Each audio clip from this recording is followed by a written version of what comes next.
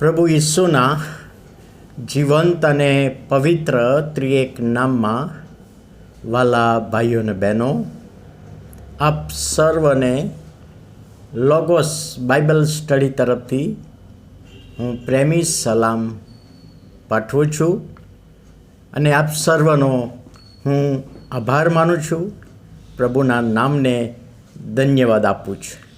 ગઈકાલે એક કુટુંબનો ફોન આવ્યો અને એમણે લોગોસ બાઇબલ સંબંધી તેમણે સાક્ષી આપી કે સાહેબ 5 કે 6 મિનિટનું તમારું મનન હોય છે, પણ દિવસમાં 4 થી 5 વખત હું સાંભળું છું અને ખરેખર મને કહે છે દર વખતે કોઈક આશીર્વાદ આપે છે અને આ લોગોસ બાઇબલ સ્ટડીનો આશીર્વાદ આપણા જીવનોમાં પ્રભુ આપે છે. માટે પ્રભુનો ખૂબ આભાર માનીએ છીએ. આજે 2025ના વર્ષનો 98મો દિવસ, 8મી એપ્રિલ 2025 અને મંગળવારનો આ નવો દિવસ આપણા જીવનોમાં બતાવ્યો. માટે પ્રભુનો ખૂબ આભાર માનીએ છીએ. 2 છત્રી, 2 અમ્બ્રેલાસ, 2 છત્રી ઉનાળાના સમયમાં એક બગીચામાં એક બાંકડા પર વૃદ્ધ માણસ, જે બ્લેક નિગ્રો કહેવાય, તેઓ બાઇબલ વાંચી રહેલા અને તેમની બાજુમાં એક બીજા ભાઈ બેઠા. એમણે આ વડીલ વૃદ્ધને પ્રશ્ન કર્યો કે તમે ખ્રિસ્તી છો? અને વડીલ વ્યક્તિએ કહ્યું કે હા, હું ખ્રિસ્તી છું. તો તમે શા માટે બાઇબલ વાંચો છો બાગમાં અત્યારે? તો કે છે આ બાઇબલ હું મારા ઘરમાંય વાંચું છું અને અત્યારે આ જે બાંકડા ઉપર બેસીને પણ બાઇબલ વાંચું છું, કારણ કે બાઇબલમાંથી પ્રભુ મને દરરોજનો મારા આત્મા માટેનો ખોરાક પ્રભુ પૂરો પાડે છે. તમે કેવી રીતે ખ્રિસ્તી બન્યા? બીજો પ્રશ્ન પેલા ભાઈનો.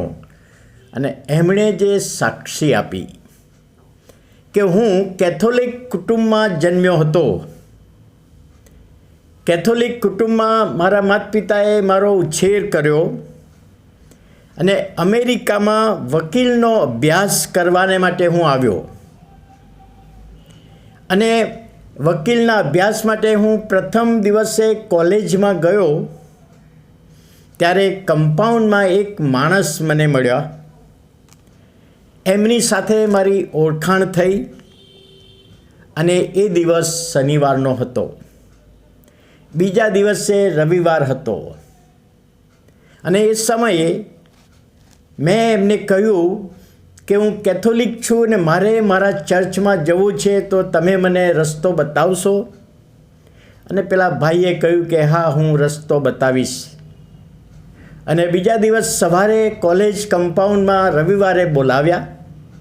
પેલા ભાઈ જે મને મળ્યા હતા એ 2 છત્રી લઈને આવ્યા. વરસાદનો સમય હતો, એક મારા માટે અને એક એમના પોતાના માટે.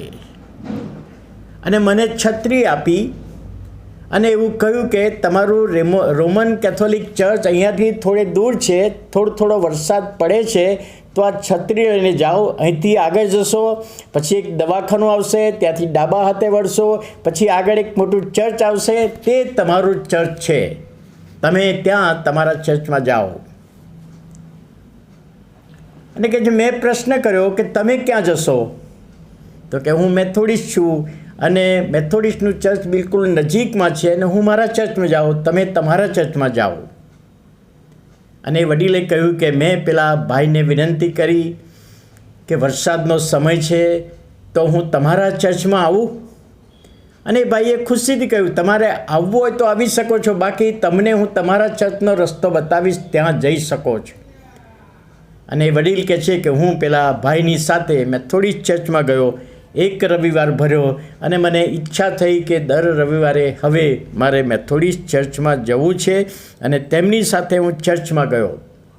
અને એક સમય એવો આવ્યો કે પ્રભુના આત્માએ મારી સાથે વાત અને વ્યવહાર કર્યો કે જે ઈશ્વરને મેં મારા જીવનમાં અનુભવ કર્યો, ઓળખ્યો, અને મેં મારો વકીલાત કરવાનો અભ્યાસ મૂકી દીધો અને પાળક બનવા માટે ડિવિનિટી કોલેજમાં હું દાખલ થયો. કોલેજમાં મેં અભ્યાસ શરૂ કર્યો અને કોલેજનો અભ્યાસ પૂરો કરીને ફિલિપાઇન્સ મંડળીમાં, મેથોડિસ્ટ મંડળીમાં પાળક તરીકે મેં સેવા શરૂ કરી અને મારી સેવાના અંત ભાગમાં હું બિશપ બન્યો અને ફિલિપાઇન્સ મંડળીમાં અત્યારે નિવૃત્ત બિશપ તરીકે છું, પરંતુ અત્યારે અમેરિકામાં હું કોઈ કામથી આવ્યો છું. અને જ્યારે એ વ્યક્તિએ સાક્ષી આપી કે ગીતશાસ્ત્ર 34:8 લખ્યું છે કે અનુભવ કરો ને જુઓ કે યહોવા ઉત્તમ છે, અને ખરેખર યહોવા ઉત્તમ છે એનો અનુભવ કરીએ.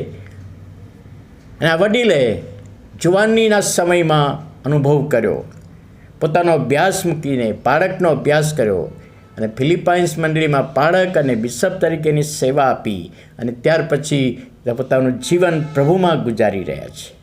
વાલા ભાઈઓ અને બહેનો, પ્રભુ ઉત્તમ છે એનો અનુભવ કરીએ અને આપણા જીવનમાં પ્રભુનો અનુભવ એ આપણા જીવનને માટે આશીર્વાદ લાવે છે.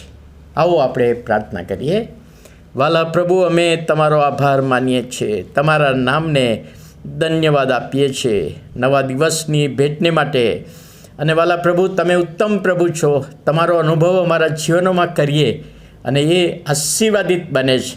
એ સાક્ષીને માટે, એ વિશ્વાસને માટે આભાર માનતા તમારા હાથોમાં સોંપાઈએ છીએ. ઈસુ અમારા પ્રભુના પવિત્ર ત્રિએક નામમાં સાંભળો અને માન્ય કરો. આમેન.